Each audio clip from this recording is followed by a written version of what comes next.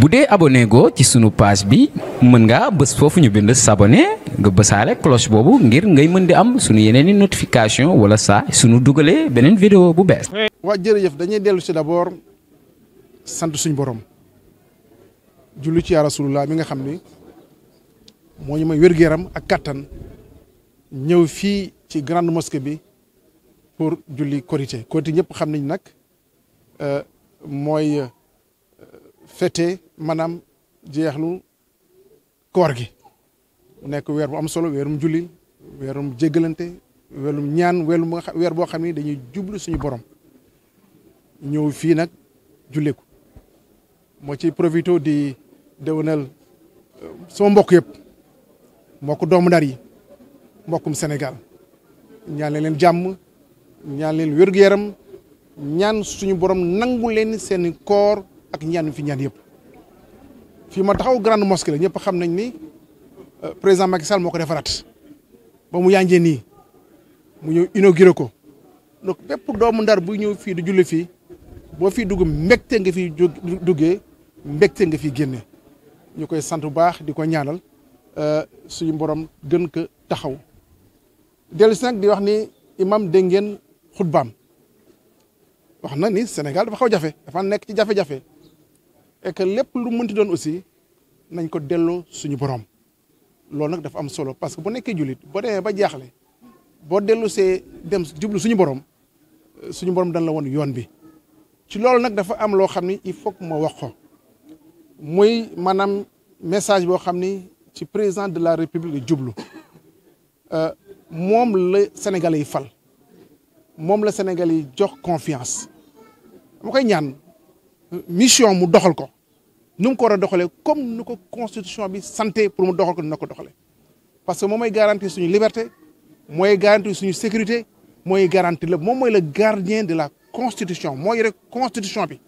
donc maanaam liggéeyam daf ko war a doxal comme nu mu ko war a doxalee te tàllal nañ ko loxo pour mu doxal liggéeyam nu koy Sénégalais yi xaaree ci moom bu boobaa xëy na suñu borom dana leeral yoon yi jafe-jafe yi dana wàññeeku Sénégal war a mën a jëm kanam mën a avancer donc ci man ci loolu laa koy ñaan tàllal loxo pour mu jublu ci liggéeyam parce que quand même boobu ba léegi ñu ngi xaar waaye yaakaar nañu xëy na dana yeewu mën a jublu ci liggéeyam bu neexee yàlla. décision Cour suprême bi loo ci comme commentaire. waaw xam nga dëkk moom yoon la du lu yoon moom dëkk bu dee ba xam ne nekk na ci dul yoon boobu dootu dëkk moo tax man gëm naa ni ba léegi fi ñu toll suñu justice am na ñoo xam ni ñu am ngor ñu nekk ñoo xam ne seen liggéey dong ma leen tax a jóg moo ci profité di leen baalu àq di leen baal àq mais aussi di leen ñaanal jàmm man citoyen laa citoyen nag da nga am lu la war am naa droit tukki am naa droit dem fu ma neex am naa droit toog def lu ma neex lu ma yoon sant bañ ma xañee tukki bi dama jublu ci justice waaye rek ginnaaw justice nag dama koy wekk ci suñu borom mu jox ma dëgg moo war a tukki nag saa yi moo neexee dinaa tukki voilà bu neexee yàlla moom tukki moom ginnaaw suñu borom kenn mënu ma ko tere su ma bëggee tukki dinaa tukki incha allah rabbi te bu jotee dinaa ko def incha allah voilà. jërëjëf. Merci. Cette époque a un défi. Et le défi de celle-ci, c'est la constance dans l'éthique. Nous sommes partagés entre deux choses. Le personnage qui renferme trois désagréments. Nous avons la volupté qui pousse à la passion. Nous avons la possession qui pousse à la force. Et nous avons la distraction qui pousse à la léthargie. Ça, c'est le personnage. Quant à la personnalité, elle véhicule des valeurs intrinsèques et immuables. D'où l'humilité, la dévotion ou la crainte révérentielle et de vivre de peu. Donc, par ces temps qui courent, on a beaucoup plus privilégié le personnage que la personnalité. Et c'est ce qui nous vaut tous ces désagréments. Alors, comme je viens de le dire, la personnalité renferme des éléments immuables qui concourent à projeter l'homme vers le haut, alors que le personnage est un peu, comment dirais-je, assimilable à l'animal, à l'animalité, quoi. Le manger, le copuler et le dormir. Alors, ça devient extrêmement grave. Donc, je viens de dire que toute époque a un défi, et le défi de celle-ci, c'est la constance dans l'éthique. Si tu es aujourd'hui en bonne santé, tu peux, comment dirais-je, c'est dû à Dieu. C'est Dieu qui a voulu que tu sois ainsi. Par contre, il y a un autre type qui passe tout son temps à aller à l'hôpital à se soigner, mais rien n'y fera. Il sera toujours malade. Et un gars qui est bien portant, en un rien de temps, il meurt. Sans maladie, sans rien. Ça, c'est dû à la volonté humaine, divine. Mais actuellement, nous oublions, nous mettons aux oubliettes la volonté divine. Alors, on doit considérer cette volonté divine à la première étape, pour qu'on puisse vivre dans la tranquillité d'esprit. Sinon, on ne cessera jamais de porter des jugements sur Massamba ou sur Mademba, tout en croyant que c'est lui qui est à l'origine de ces mots. Et vous invitez les Sénégalais à cesser de se lamenter. Ah, mais c'est le Coran qui nous y invite. C'est le Coran qui nous y invite. Hein? Donc, il faut tout remettre à Dieu. Ah. S'il ne tenait qu'à moi, je ne serais pas ici peut-être. Parce que bon nombre de gens ne seraient pas d'accord que je sois là. Hein? Mais c'est Dieu qui a voulu que je sois là. Donc, il faut tenir compte de la volonté de Dieu. Ce qui fait la valeur de l'islam, c'est ça. C'est de tout remettre à Dieu.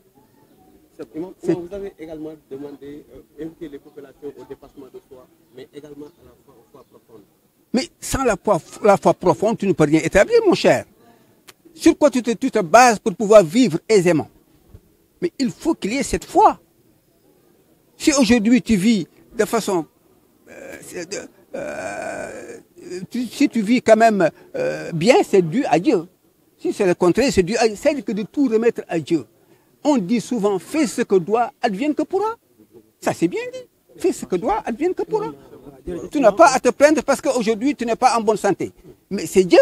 Il y a un autre qui est là, qui est en bonne santé, mais qui sur le plan financier, il a des problèmes. Donc tout n'est pas rose, quoi, dans la vie.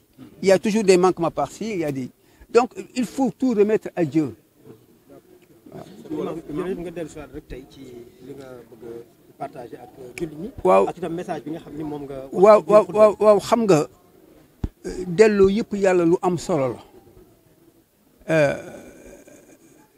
xam nga yonent bi dafa am lu mu wax ni yàlla nee na abdi anta turidu wa ana urid in ardayta li fi ma urid araxtuka fi ma turid وإن لم ترض لي فيما أريد أتعبتك فيما تريد ولا يكون إلا ما أريد.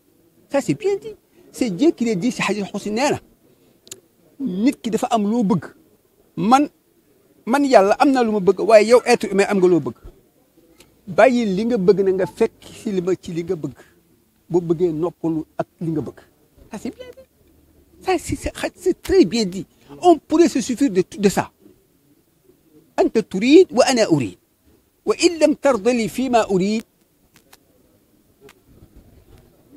أتعبتك فيما تريد وإن ترض لي فيما أريد أرحتك فيما تريد وإن لم ترض لي فيما أريد أتعبتك فيما تريد ولا يكون إلا ما أريد. Ça c'est bien dit. Mais monsieur le maire, c'est pas lui qui est venu s'implanter ici à la mairie. C'est dû à la volonté humaine. C'est la volonté de Dieu. Yàlla moo bëgg mu nekk fii. Tu auras beau dire boo faire yàlla moo ko fi teg. Mais accepter loolu boo ko accepté mooy sa njëriñ boo ko accepté aussi itam boo ëllëgee boo taxawee si kanamu yàlla bu la xoolee ni la waaw yow man ma bind monsieur le maire jox ko li nga ne le pourquoi. Donc le pourquoi des choses appartient à Dieu. On ne pose pas le pourquoi des choses. C'est ça notre mal. Lu tax mu nekk fii lu tax mu def nii le pourquoi des choses parce que kooku ça appartient à Dieu. Ça appartient à Dieu. Le pourquoi des choses ça veut dire quelque part que yow d'accord ci la. Pour noppalu nag il faut se remettre à Dieu à tout instant, à tout moment. Mais Sëñ Touba il a vécu des moments très difficiles. gëm yàlla ak toog ci yàlla moo tax ba mu ñëwee yàlla jox ko teraanga joo xam ne ba tey du fay oui ba tey du fay foo aussi la. imam woo nga nit ñi ñu gën a yokk góorgóorlu waaye tamit ñu gën a am gëm seen bopp ba situation yi nekk ñu mën ko dépasser. xam nga wax naa léegi nii bi Badar tàkkee dégg nga ils étaient minoritaires ñoo gañe ñu ñëw Uhud ñu gañe leen ñu commencé di ñaxtu nag ci Ali Abi Talib woo leen qu'est-ce que lii lan la yéen gañe ngeen Badar vous étiez minoritaire ngeen ñëw fii ñu gañe leen ngeen la pourquoi parce que yéen da ngay war a gañe déet waay fee neexoon na teen vous étiez minoritaire fii bare ngeen ñu gañe leen addina ñii la ko yàlla di doxee yawmun lana wa yawmun alayna yawmun nusa wa yawmun nusar y a des jours yoo xam ni day baax nga gañe doo def dara sax yàlla may la teraanga am yu am étape yoo xam da ngay sonn du matin au soir doo am dara c'est Dieu.